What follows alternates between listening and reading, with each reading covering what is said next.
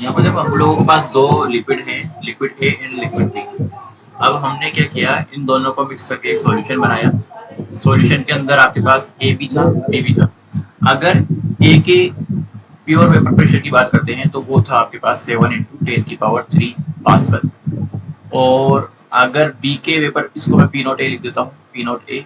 और बी का अगर प्योर वेपर प्रेशर की बात करते हैं तो वो था 12 × 10⁻³ पास्कल। ठीक है।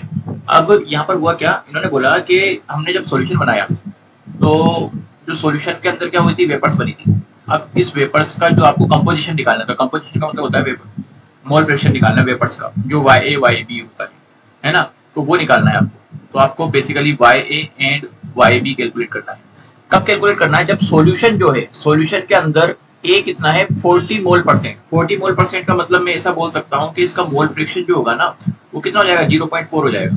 ठीक है ना। 40 मोल परसेंट का मतलब ये हो गया कि टोटल मोल्स हम लोग 100 मान लेते हैं दोनों के, तो उस केस में A का मोल फ्रैक्शन 0.4 हो जाएगा और B का मोल फ्रैक्शन कितना आ जाएगा, 0.6 हो जाएगा। ठीक है। अब हम लोगों को क्या करना था, YA और YB निकालना था। तो YA और YB का सीधा सीधा फॉर्मूला क्या हो जाता है आपके पास, P not A XA upon P not B XB। ठीक है ना। P नॉट A की वैल्यू कितनी थी, 7 × 10⁻³ इंटू XA की वैल्यू कितनी आ रही है, 0.4 अपॉन P नॉट B की वैल्यू है आपके पास 12 × 10⁻³ इंटू XB की वैल्यू है 0.6। तो इसको जब मैं सोल्व करता हूँ तो सोल्व करके कितना आ जाता है, ये पॉइंट से पॉइंट कट गया, ये 2 से कट गया, 2 3 4, 2 3 6 और ये वापस कट गया 6 बार, 2 3 6। तो ऊपर तो आ जाता है 7, नीचे बस ये 10⁻³ से 10⁻³ भी कट गया, तो 7/3 × 18। तो ये हमारे पास कितना आ गया, 7/18। अच्छा देखो ये रेशियो आया है, YA और YB का क्या आया है, ये रेशियो 7/18, ये रेशियो आया है।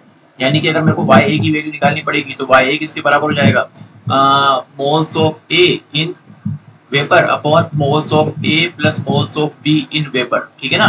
तो अगर मान लो 7 इसके मोल से, 18 B के मोल से, तो उस केस में क्या हो जाएगा, 7/7 + 18, तो ये हो जाता है आपके पास 25। तो YA की वैल्यू जो आएगी वो कितनी आएगी, 7/25। तो यहाँ से YA कितना आ जाएगा आपका, 7/25, तो ये आ जाता है 0.28। इसी तरह से YB कितना हो जाएगा, तो रिमेनिंग 1 - 1.28 कर देंगे, सॉरी 0.28 कर देंगे, 1 - 0.28 कर देंगे, तो ये आ जाता है 0.72। तो यानी कि सी ऑप्शन बिल्कुल करेक्ट है, यहाँ पर सी ऑप्शन करेक्ट आंसर हो जाएगा।